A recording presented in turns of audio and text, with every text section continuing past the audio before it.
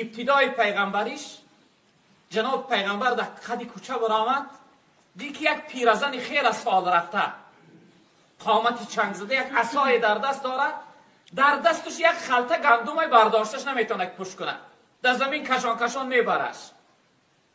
نو دعوت پیغمبر، ابتدای پیغمبر شاید یک سال گذشته است یا نگذشته. جناب پیغمبر آمد دید پیرزن سال رفته، خیلی یعنی مشقت با زمینی با قینی هم خلطش در زمین کشان کشان میبرد. نزدش آمد و ای مادر گفت بیا بار تا به منزلت ببرم، بیا یاردمت کنم. او دور زمان ده چنین احترام کلان سالها نبود، مردم عقل گم کرده بودن، حیوان صفت گشته بودن. یگان کس پدر و مادر احترام نمیکرد، یگان کس کلان سالها را احترام نمیکرد، یاردم کنی نبود. مادر گفت بیا این باری تره یعنی به منزل کبو برام. این مادر به حیرت افتاد، تعجیبش زد، میبینه یک جوانی که رحمدیل مهربان، میگه بیا با من تره یاردمت کنم، دستگیریت کنم.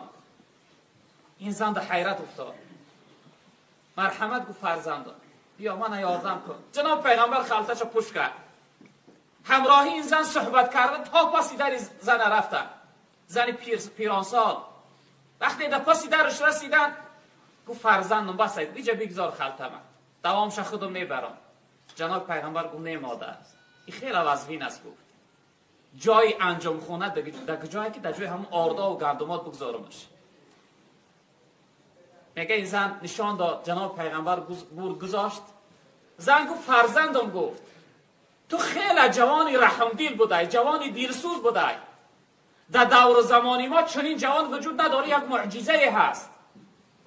تو اینقدر دین مهربان و دین صاف داری، من ترا همچون مادر بر این یک نصیحتی مادروارت میکنم، نصیحتی من گوش کن.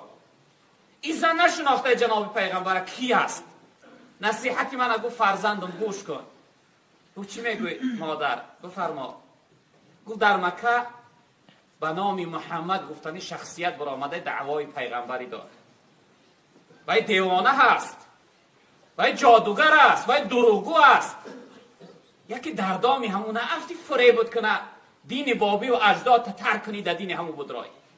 تی قدر دیلی به رحم داری، دیلی مهربان داری، یکی دردامی همون افتی طرف فریبت کنه از دین بابی و اجداد بگردانه مسلمانت کنه. جناب پیغمبر میگه کمی میلی تبسم کردن، دهان مبارک قپیدن. گفتن مادر عمو محمد من هستم. گفت صلی الله علیه وسلم عمو محمد من هستم. عمو محمد میگوی دیوانه های، جادوگر های، عمو محمد میگوی دروغگو های، عمو من هستم. گفت عمو یک دعوای پیغمبری داره، من هستم.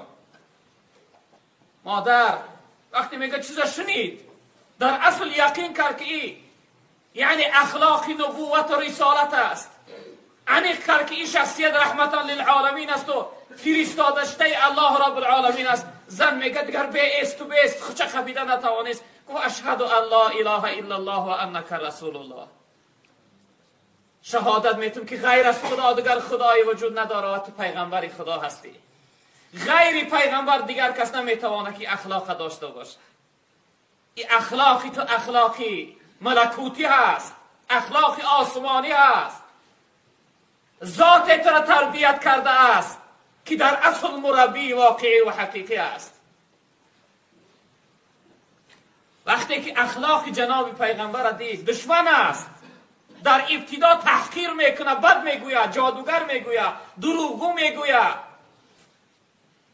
دیوانه میگوید.